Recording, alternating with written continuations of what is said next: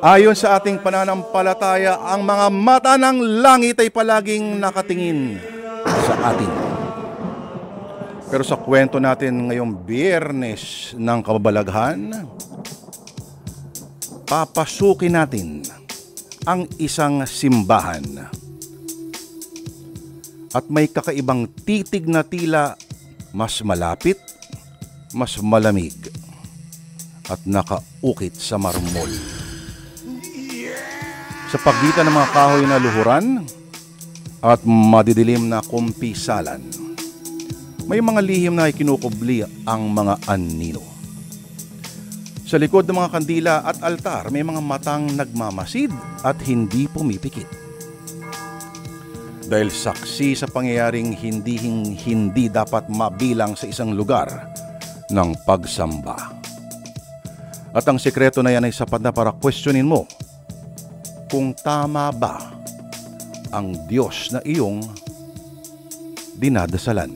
Ang kwentong ito ay sinulat po ni Ginoong Orly Aquino.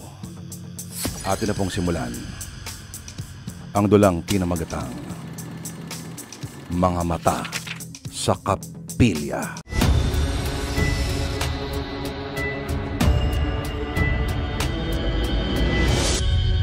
Akala ko pa naman kung ba't ka nagbalik dito sa kapilya kahit gabi na, Basyong.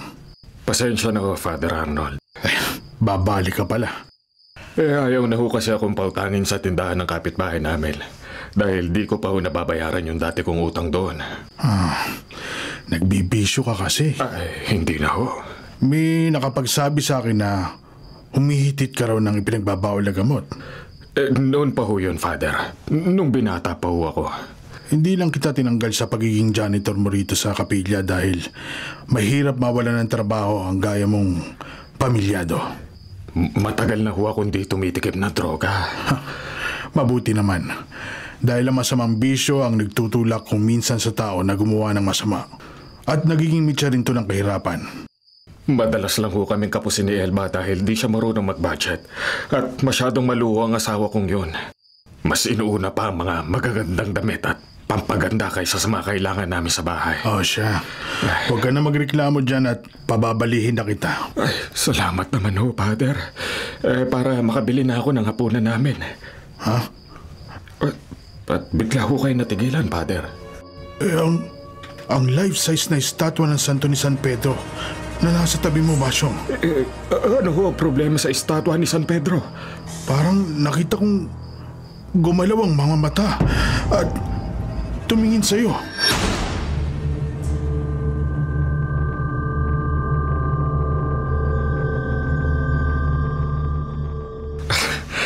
Kundi ako nagpigil kanina, Elba. Baka napagtawanan ko si Father Arnold kahit pari siya. Baka naman totoong gumalaw ang mga mata ng isang estatwa ng santo sa kapilya, Basyong. Ay, imposible yun. Si Father Arnold na rin na nagsabing malamang na malikmata lang siya. Kung totoong may estatwa ng santo na gumalaw ang mga mata, malamang pagkaperahan mo yun. Paano naman? Di ko na mo ng video tsaka mo i-reels o i-upload mo sa social media. Nagkakapera ba ron? Oo, gaya ni Goryo na kapitbahay natin. Si Goryo, yung byuda na hanggang ngayon hinahanap pa rin yung anak niyang nawawala kahit mahigit 4 na taon na nakakaraan. Siya nga, nabalitaan kong kumita siya ng malaki matapos niyang mag-upload ng vlogs at reels tapos nag-viral. Ay, naku, bilib rin naman ako sa taong yun. Sobrang tiyaga niya talaga. Basta wala siyang pasok sa pabrika, inuubos niya ang buong araw sa paghahanap sa anak niyang malamang nagtanan na. Ba't mo naman nasabing malamang nagtanan ng anak ni Goryo na si Dory? Kasi dalaga na yun.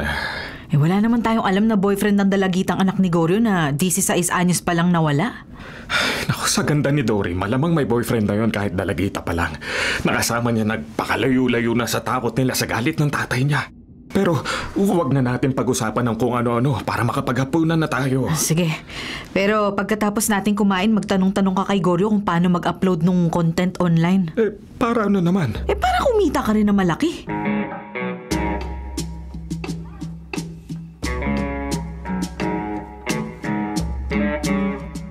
Ano, Basyong? Paano ako kumita sa Reels? Oo, Goryo. Ano bang ginagawa mo? Nagsimula lang yun habang naghahanap ako sa anak mo si Dory. Tapos nakakita ako sa gubat ng ahas at bayawak na nag-aaway. Naisipan kong videoan sa cellphone ko at pinost ko sa Reels. Ilang minuto mong binidyohan yung nag-away na ahas at bayawak. Mahigit 1 minuto lang, pero nag-viral yun. Kaya nagkaroon ng mga sponsors at kumita na ako ng malaki. Ay, ganun pala. Sana makakita rin ako na nag-aaway na ahas at bayawak. Mag-abang ka lang sa gubat sa likuran ng kapilya. Sa gubat sa likuran ng kapilya? Oo, doon ako nakakita na nag-aaway na ahas at bayawak. Hindi bali na lang. Iba na lang ang bibidyohan ko at i-upload ko. Bakit? Ay, kasi ayoko magpunta sa gubat dahil baka naman baka matuklaw ako ng ahas. Kung ako sa'yo, huwag ka na rin bumalik doon. Delikado. Huh? Anong ibig mo sabihin, Basyong?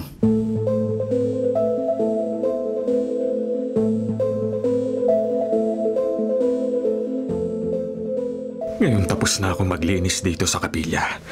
Susubukan ko namang mag-video ng i-upload ko sa Reels. At bibidyohan ko ang estatwa na masanto rito sa kapilya. Ayan. Baka sakali mag-viral to. Basyong! Ano yun? Basyong! Nag-iisa ako rito sa chapel. Sino naman kaya? Sino kaya may-ari ng boses na matanda lalaki na narinig kong tumatawag sa akin?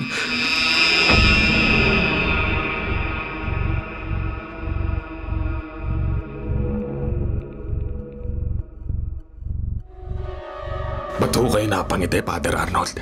Di ho ba kayo naniniwala sa sinabi ko sa inyo na wala na may ibang tao kanina sa kapilya, pero nakarinig ako ron ng boses na matandang lalaki na tumatawag sa akin. Kaya kinunta ko kayo rito sa kwarto nyo. Basyong, natatanda mo yung sinabi ko sa iyo minsan na nakita kong gumalaw ang mga mata ng estatwa ni San Pedro? Oo, Father Arnold. Ganun din ang nangyari sa iyo. Namamalikmata lang ho ako? Oo. Pero naman, Father... Ang naririnig mong tumatawag sa iyo, malamang na guni-guni mo lang. Dinig na dinig ko ho ang boses na matandang lalaki. Kung minsan, maging ang biglang ihip ng hangin ay lumilika ng igay na parang boses na tumatawag. Ganun ho kaya yun? Sigurado. Dahil wala namang ibang matanda rito sa kapilya, kundi ang mga estatwa ng santo. Father naman. Alang namang magsalita at tumawag sa iyo ang mga estatwa ng santo, di ba?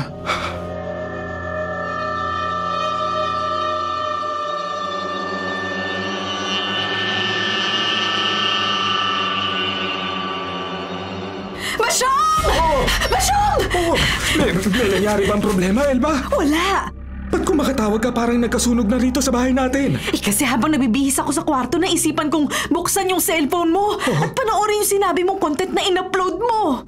May pag-asa kaya mag-viral yung binidyohan ko sa kapilya kanina? Malamang mag-viral yun. Bakit naman? Dahil binibidyohan mo yung mga rebulto sa kapilya. Isa sa kanila, ang rebulto ni San Pedro ay gumalaw. Ha?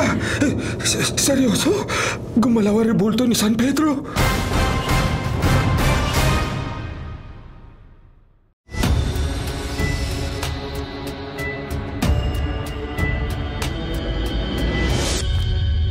Basyong! Ikaw pala, Goryo. Ba't parang nagulat ka sa paglapit ko sa'yo? Di ko kasi agad na malayan ang pagdating mo. Paano mo ako mamamalayan, titig na titig ka sa magandang dalagita na nagdaan sa harap ng kapilya. Hindi naman, ano. Huwag kang magagalit pero yun ang matagal ko nang napapansin sa'yo. Basta nakakita ka ng dalagitang maganda at sexy, napapatunganga ka. Weakness. Palahanga kasi ako sa mga babaeng maganda at sexy. Ba't pala napasyal ka rito sa kapilya? May dahilan, Basyong. Alam ko naman basta lumabas ka sa pabrika, naghahanap ka sa anak mong nawawala. Alam ko namang wala rito si Dory. Kung narito ang anak ko sa kapilya, di matagal ko na sana siyang natagpuan. Naparito lang ako dahil kaninang pag-uwi ko, nakausap ko si Elba. Naikwento sa akin ng misis mo ang in-upload mong content sa YouTube. Ayun ba? Pwede ko ba makita? Siyempre naman. Ito. Panoorin mo ang binidyohan ko rebulto na mga santo rito sa kapilya. Totoo nga. Di ba? Totoo ang sabi ni Elba. May isang ang estatwa ng santo na gumagalaw. At rebulto yan ni San Pedro. Nagmilagro ang rebulto ni San Pedro. Di ba? Ba't Ba't ka natawa, Basyong? Sa paggalaw ng santo, malamang mag-viral ang vlog mo. Sana nga para kumita ako na malaki. Kahit hindi totoong nagmilagro ang rebulto ni San Pedro. Ba't gumalaw ang rebulto kundi yun milagro? Pusa, Goryo. Pusa? Malamang na nilundagan ng pusa ang likod ng estatwa ni San Pedro kaya gumalaw yun habang binibidyoan ko. May pusang gala kasi na paminsan-minsan naliligaw rito sa kapilya kahit binubugaw ko. Ha? Basyong! Anong problema? Ba't biglang nanlaki ang mga mata mo, Goryo? Gumalaw ang mata ng rebulto ni San Pedro at tumingin sa'yo. Ano yun? Tumingin sa akin na mga mata ng rebulto ni Santo. Oo! Tinignan ka ng rebulto ni San Pedro na nanlilisik ang mga mata na parang galit.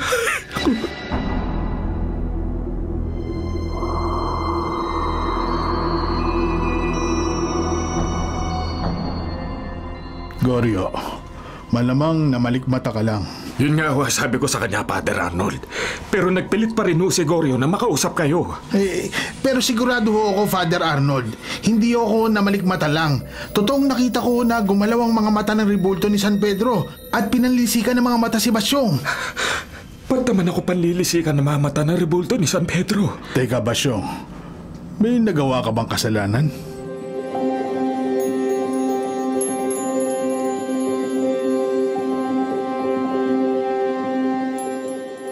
Wala, Elba. Kaya nga nasabi ko kay Father Arnold, wala akong nagagawang kasalanan. Yan ang sabi mo, Basyong. Mula nung makasal tayo, may nalaman ka ba o nabalitaan na ginawa kong kabalbalan? Wala nga. Pero ba't ka naman titingnan ng masama ng estatwa ng santo kung totoo yung sinasabing yun ni Goryo kung wala ka nagawang kasalanan? Aba, malay ko. Pwede ba naman ako gumawa ng kalokohan sa kapilya ako nagtatrabaho? Sige, maniniwala ako sa'yo. Ay, dapat lang. Dahil bago ka umuwi, napanood ko nagkaroon ng sponsor yung in-upload mong content online. Ano?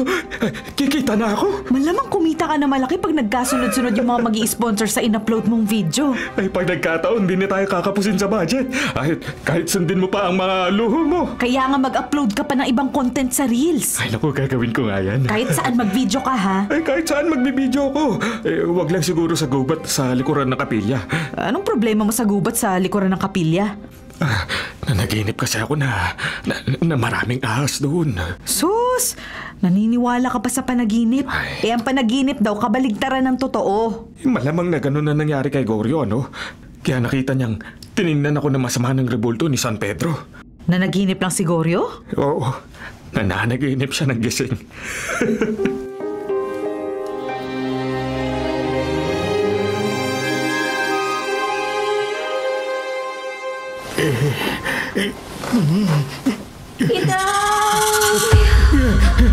Dory! Anak! Ba't ngayon ka lang umuwi? Mahigit 4 na taon kang nawala. Sobrang pinag-alala mo kami sa paghahanap sa'yo. Saan ka ba nang galing? Ba't ang tagal mong nawala at di ka nagpakita sa akin? Minsan lang kita napagsabihan na huwag ka muna magpaligaw dahil bata ka pa hindi ka na umuwi sa atin. Ba't bigla kang umiyak, anak? Itay, tulungan mo po ako. Bakit, Dory? Ba't ka humihingi ng tulong? May masamang nangyari sa'yo? Oh, anak! Ba't unti-unti ka naglalaho? Dory! Dory! Magpakita ka uli sa akin! Dory!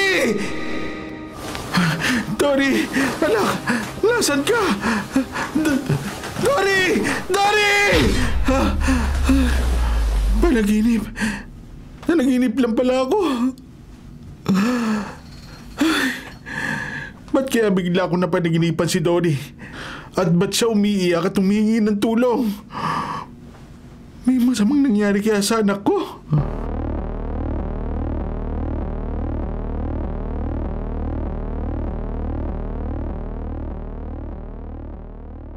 Huwag kang mabahala, Goryo. Father Arnold, naparito ako sa kapilya dahil kinakabahan ako sa napanaginipan ko sa anak ko. Ipagdasal nating sana'y hindi magkatotoo ang inaalala mo. Sana nga ho walang masamang nangyari sa anak ko. Kaya mahigit 4 na taon na siyang nawawala. Ipanatag mo ang loob mo. Magtiwala tayo sa Diyos. Father Arnold! Oh. Father Arnold! Dumating na ho sa labas ng kapilya ang susundo sa inyo para sa house blessing ng bahay nila. Paano, Goryo? May iwanan muna kita dito, ha? Sige po, Father, naiintindihan ko. Basyong, pameriendahin mo muna si Goryo bago siya umalis. Ay, oo, Father. Huwag ka na mag-abala, Basyong. Wala akong ganang magmerienda. Ay, naku. Huwag mo alalahanin na may masamang nangyari sa anak mo, Goryo. Kaya napanaginipan mo siyang umiiyak at humihingi ng tulong. Basyong, kung wala masamang nangyari sa anak ko, ba't mahigit 4 na taon na siyang nawawala? Hala nga namang naglayas siya dahil pinagsabihan ko lang minsan na wag muna siyang magpaligaw dahil bata pa siya. Ano naman ang malay mo kung may pinuntahan lang siyang malayo at naghintay lang ng tamang pagkakataon para umuwi? Sana nga ganon, Basyong. Pag nanaginip ka na masama, huwag mong paniwalaan na mangyayari yun para hindi magkatotoo. May mga taong dumating. Oo nga, no? Anong inuusyoso nyo rito sa kapilya? Dito ba yung napanood namin sa reels na estatwa ng santo na gumalaw? Naparito kami para magdasal sa gumagalaw na ribulto. Nagdarasal kami sa nagmimilagrong imahe ng San Pedro. Oo. Huwag kayong magsabay-sabay at mapupuno ng tao rito sa kapilya. Pumila kayo. Pila! Pero daan-daan kayo sa paghawak sa rebulto ni San Pedro. Pag natumbayan at nabasag, pagbabayarin ko kayo. Maliwanag ba?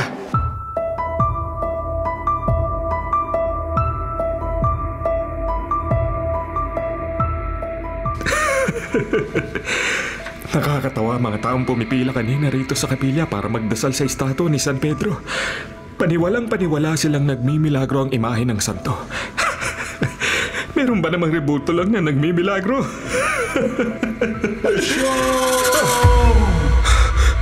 Ano yun? Ang estatwa ni San Pedro kumalaw? At nagsalita habang nakatitig sa akin na nanlilisik ang mga mata. Basyong! Huwag kang lumapit sa akin, San Pedro! Wag!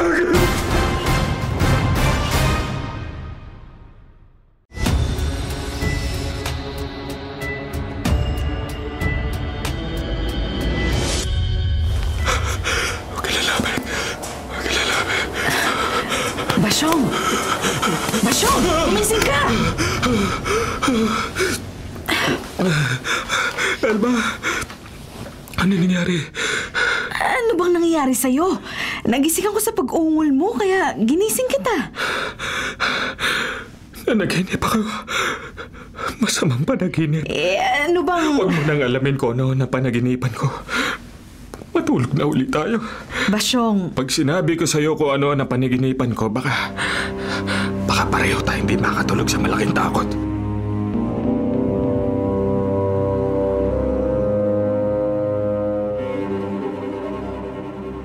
Aswang?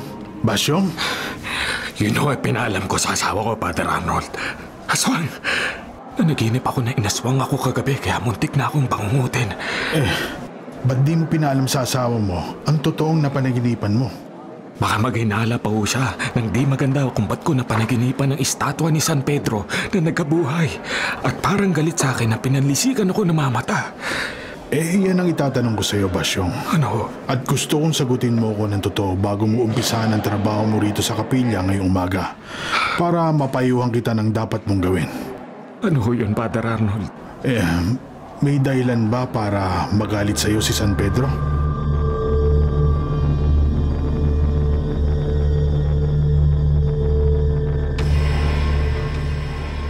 Basyong!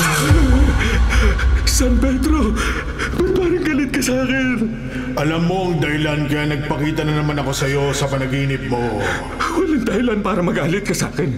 At paulit-ulit ka magpakita sa akin sa panaginip ko.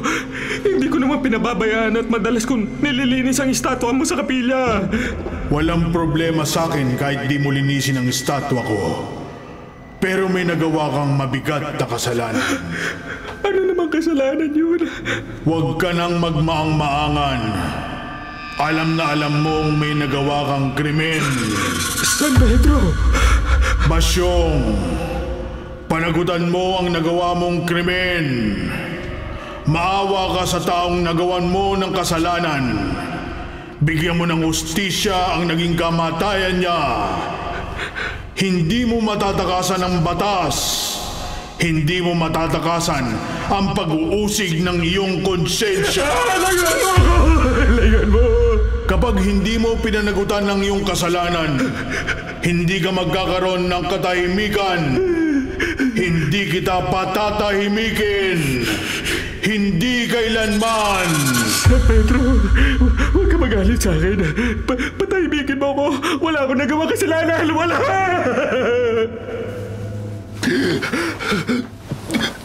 Patahimikin mo ako, San Pedro. Huwag ka magalit sa akin. Huwag ka pa ulit-ulit na magpakita sa akin sa panaginip ko. Wala akong nagawang kasalanan. Wala. Basyong? Basyong! Elba! Umuungol ka na naman habang natutulog. Nanaginip na naman ako ng masama. Nang nakakatakot. Inaswang na naman daw ako. Di aswang na panaginipan mo, Basyong, si San Pedro. Hindi. Huwag ka nang magkaila. Bago kita ginising pa ulit-ulit mong ibinubulong na patahimikin ka ni San Pedro. Huwag siyang magalit sa'yo dahil wala ka nagawang kasalanan. Magpapakita ba sa panaginip mong isang santo at magagalit sa'yo kung wala kang nagawang masama? Elba. Magtapat ka nga sa akin, Basyong. Ano? Anong nagawa mong kasalanan?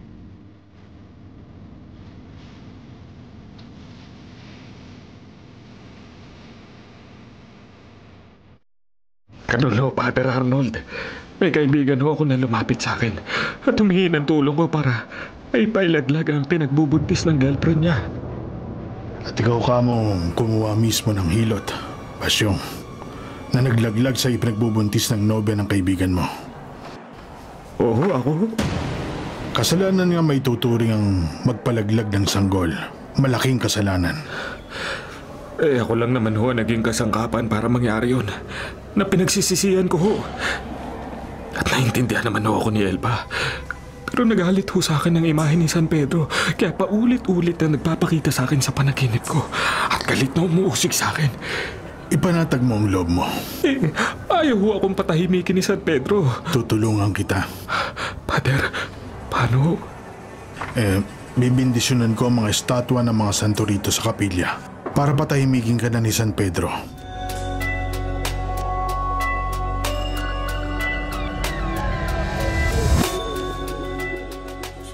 Basyong! San Pedro, ikaw na naman. Hindi ako nag-iisang magpapakita ngayon sa panaginip mo para mapilitan kang umamin sa kasalanan mo. Para panagutan mo ang nagawa mong krimen. May kasama ako. May kasama ka, San Pedro. Ako, Basyong. Dory.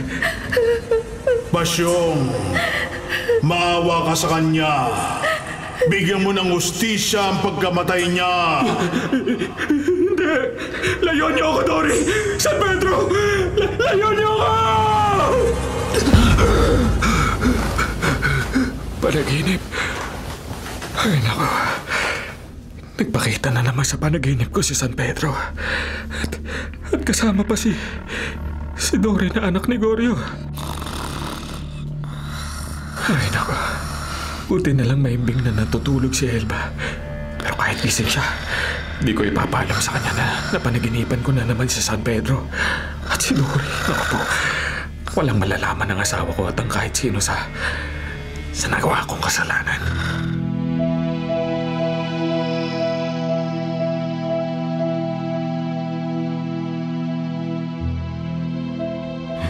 Itay! Dory, ba't ka umiiyak?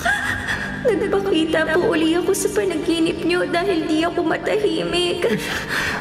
Anong may tutulong ko sa'yo, anak? Huwag na po kayong mag-alala sa akin. May masamang nangyari ba sa'yo? Hindi ko na po kayo gagambalain. Ako na lang po ang kikilos. Ako na lang po ang gagawa ng paraan para magkaroon ng hustisya ang masamang nangyari sa akin. Dory! Ipagdasal niyo na lang po ako.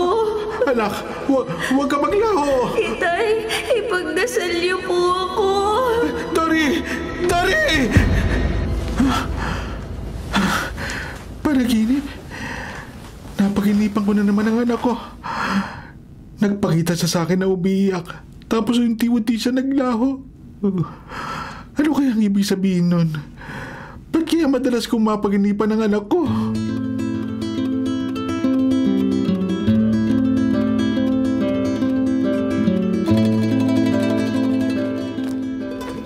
Goryo, Basyong, saan ba lakad?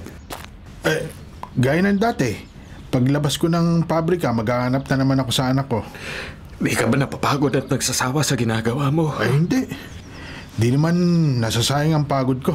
Dahil habang naghahanap ako sa anak ko, nagbibideo ko na pwedeng gawing content sa online. Naghahanap rin ako ng pwede kong gawing content sa vlog. Dahil day off ko ngayon sa kapilya. Kung ganon, sumama ka sa akin sa gubat, sa likuran ng kapilya. Ha? Pupunta ka sa gubat katatapos lang umulan.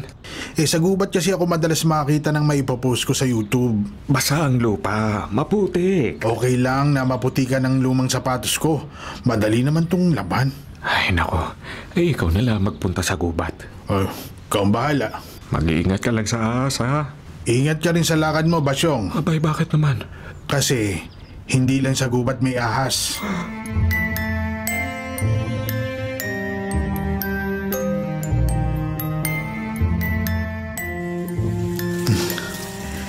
Tama si Basyong.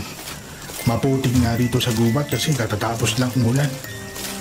Saan kaya ako makakita ng mabibidyoan ko para maipost ko sa YouTube? Ano to? May umbok ng lupa na parang may umahon mula sa ilalim. At may mga bakas ng paa sa lupa. Parang mga bakas ng yapak ng paa ng kalansay.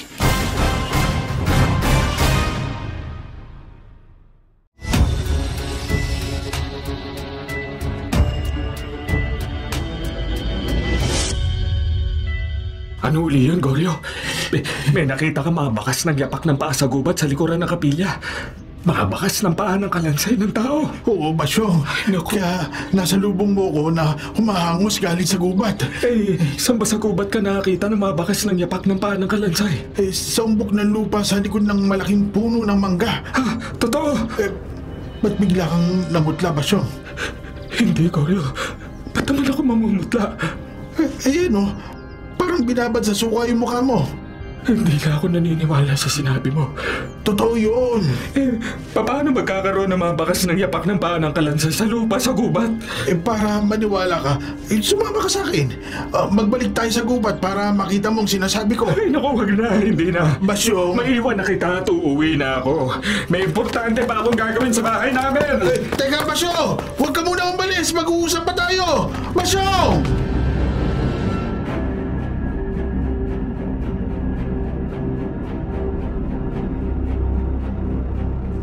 Basyong!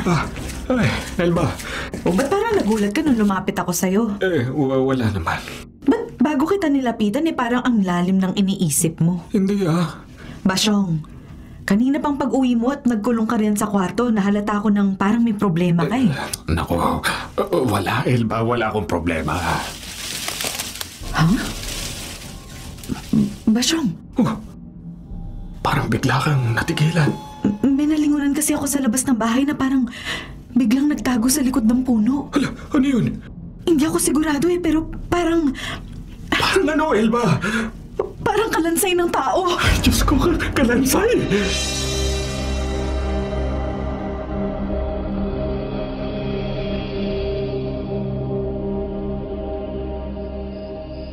Mahigit 4 na taon nang nawawala si Dory. Natatandaan ko pang huling pag-uusap namin ng anak ko. Itay! Anong iniiyak mo, Dory? Hindi niyo dapat pinagsalitaan ng masakit si Dino. Ba't di ko pagsasalitaan na masakit ang kabarangay natin yun may pagka-traidor? Mabait naman po si Dino. Traidor siya. Ang pagkakilala niya sa akin, kaibigan mo lang siya. Kaya pumayag akong makipagmabutihan ka sa kanya. Pero naliligaw pala siya sa'yo. Itay! Hindi ko siya mapagkakatiwalaan. Dahil bago ko yun nilapitan sa kali kanina, narinig ko nililigawan ka niya. Kaya nga pinagsabihan ko siyang traidor At pinagbawalan ko na siyang lumapit at makipag-usap sa'yo. Wala naman pong Masama na maligaw sa akin si Dino. Binata siya at dalaga ako. Ay, 16 anyos ka pa lang, Dory. Bata ka pa. Hindi ka pa tapos sa pag-aaral. Kaya hindi ka pwedeng magpaligaw kahit kanino. Pero itay... Huwag ka ng mga tuwiran. Ipinangako ko sa buntod ng yumaong inay mo na pagtatapusin kita ng pag-aaral. Kaya hanggat hindi ka nakakatapos, hindi ka pwedeng makipagnobyo. Naiintindihan mo?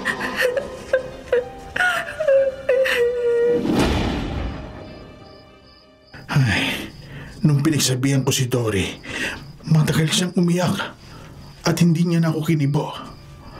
Halata akong nagdamdam siya sa akin. Pero dahilan ba yun para maglaya siya at hindi na umuwi dito sa bahay namin? Nagmamalasakit lang naman ako sa kanya. Para rin sa kabutihan niyang pinagbawalan ko muna siyang magpaligaw habang nag-aaral pa. Itay... May tumatawag sa akin. Parang nagagaling ang boses sa ilalim ng balon. Pero hindi ako pwedeng magkamali. Boses yun ni Dory. Boses ng anak ko ang narinig kong tumawag sa akin. Nagbalik si Dory. Dory! Dory! Anak, nasan ka? Dory! Walang tao dito sa labas ng bahay. Pero hindi ako pwedeng magkamali. Kilalang kilala ko ang boses ng anak ko. Sigurado akong boses ni Dory ang narinig ko kaninang tumawag sa akin. Boses yun ng anak ko. Pero nasan si Dory? Ba't hindi ko siya makita?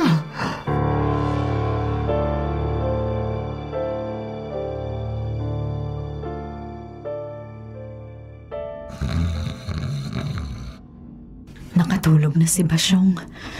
Pero bago siya nakatulog, halata ko may problema siya dahil parang balisa siya eh. Pero ayaw naman niyang ipaalam sa akin kung ano yung gumugulo sa isip niya. Pupunta muna ako sa kusina.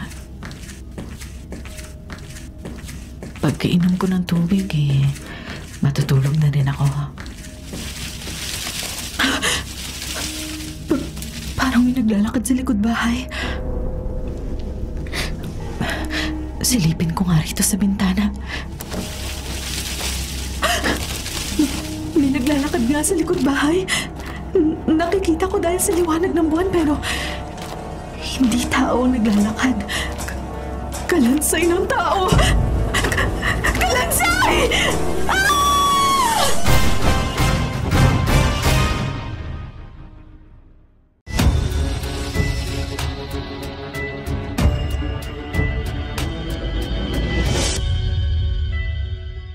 Elba, namalikmata ka lang.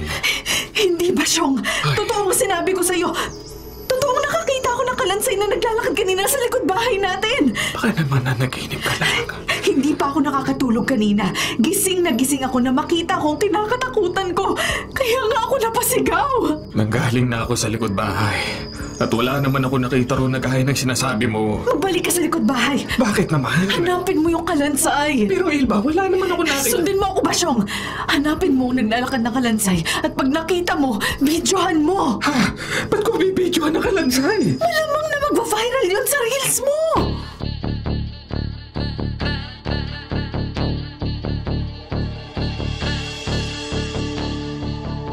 Basyong, tama si Elba.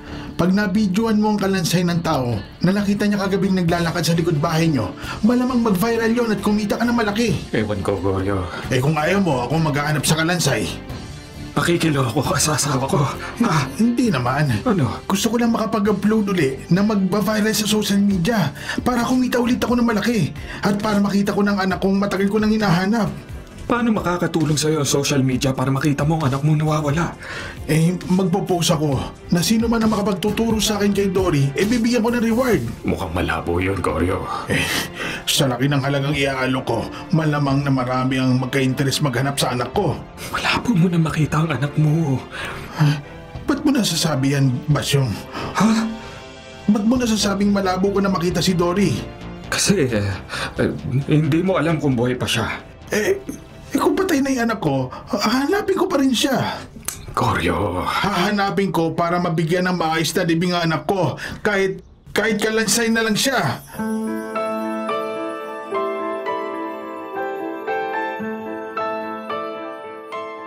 Ang alam ni Elba, ngayon day off ko sa trabaho ko sa kapilya, maghahanap ako ng mabibideo na pwede mag-viral sa social media. Di niya alam na nagpunta ako rito sa gumat sa likuran ng kapilya. Ay naku, ayoko sana magpunta rito. Pero napilitan ako dahil sa sinabi ni Goryo. Maniwala ka, Basyong. Nakakita ko sa lupa sa gubat ng bakas ng yapak ng kalansay ng tao. Mga bakas ng yapak ng kalansay. At ang sinabi ni Elba kagabi. Totoo ang sinabi ko sa iyo, Basyong. Maliwanag ang buwan kaya hindi ako pwede magkamali. Nakakita ako sa likod bahay nang naglalakad na kalansay ng tao. Sa sinabi ni Goryo at Elba, imposible ang sumaksak sa utak ko. Pero malalaman ko ngayon kung posible mangyari ang nasa isip ko. Narito na ako sa harap ng malaking puno na mangga. Andali. Pupunta na ako sa likod ng puno.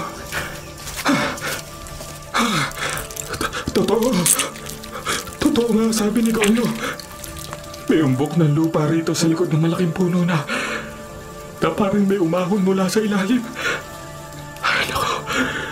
At may mga bakas sa lupa na mayapak ng nakalansay ng tao. May kumalaskus sa di kalayuan. Sa likod ng malagong talahiban, parang may lihim na nagmamanman sa akin. Sino ka man? Sino ka man na nagtatago sa likod ng talahiban? Lumatag ka! Huwag mo ako lihim na manmanan! Huwag mo ako takutin!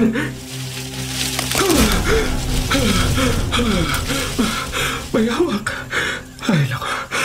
May hawak lang pala ang gumalaw dito sa likod ng talahiban na mabilis na lumayo nang bigla kong hawiin ang mga talahib. Mabuti pa nga na umalis na ako rito. Basyong! Nang lumapit ka, nagtago ako. Dahil di pa oras para magpakita ko sa'yo. Pero malapit na. Basyong, malapit mo na makita sa tamang pagkakataon ang kalansay ni Dory.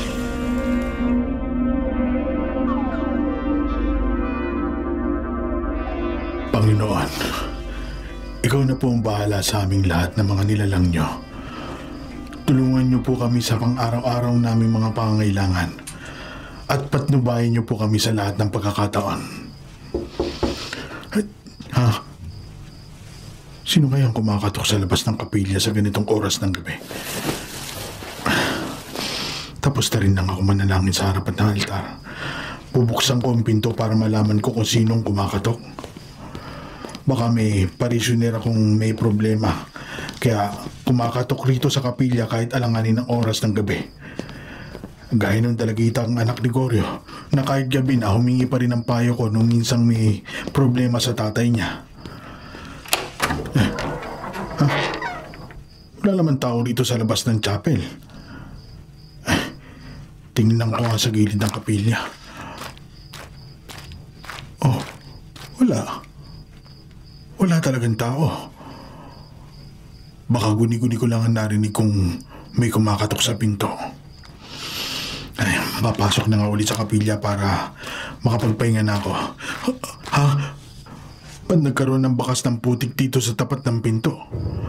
Mga bakas na parang may yapak ng kalansay ng tao.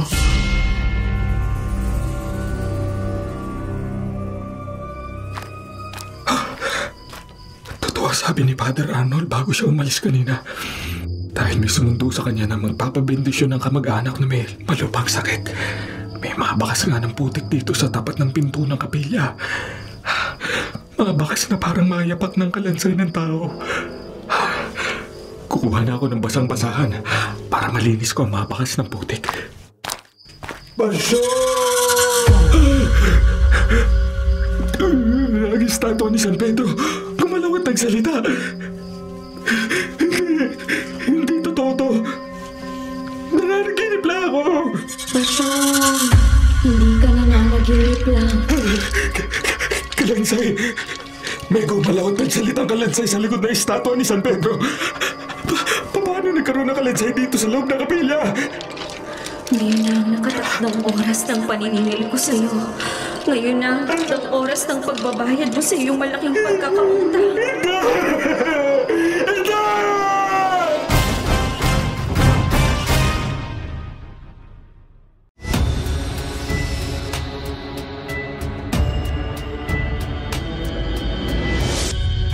San Pedro! Kalansay! Lumayo kayo sa akin! Basyong! Masama kang tao!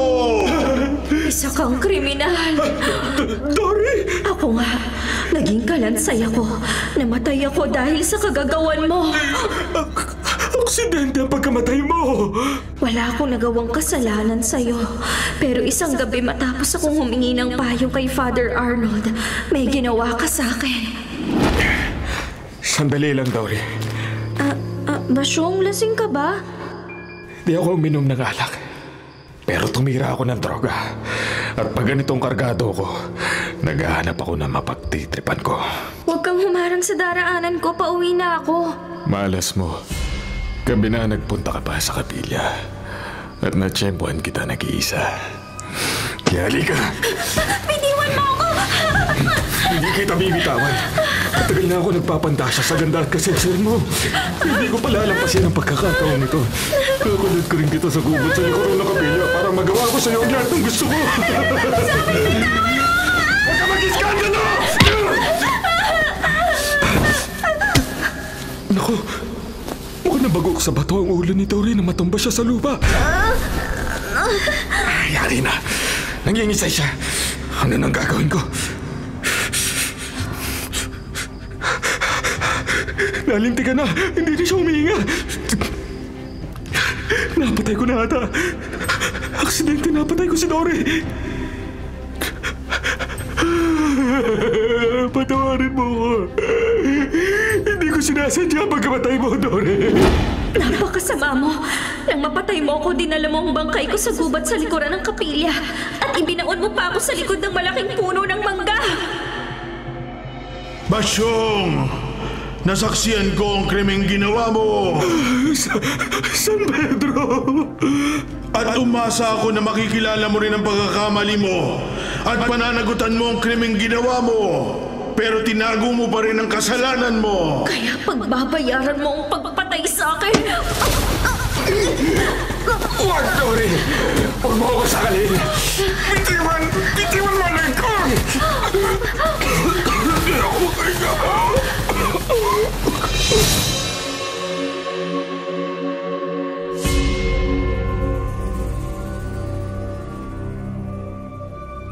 Ano, Father?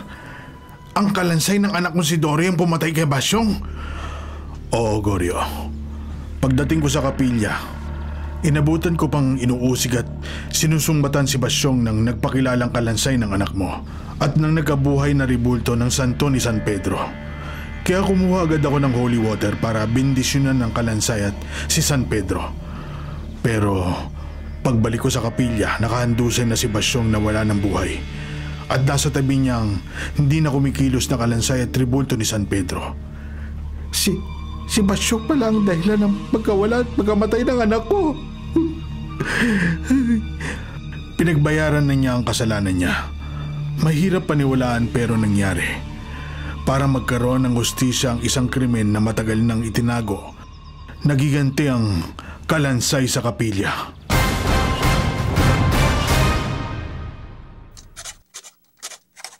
Mga kapatid, ito po ang inyong kapatid na si Lord De Vera, nagsasabing, sana dito na tayo sa totoo.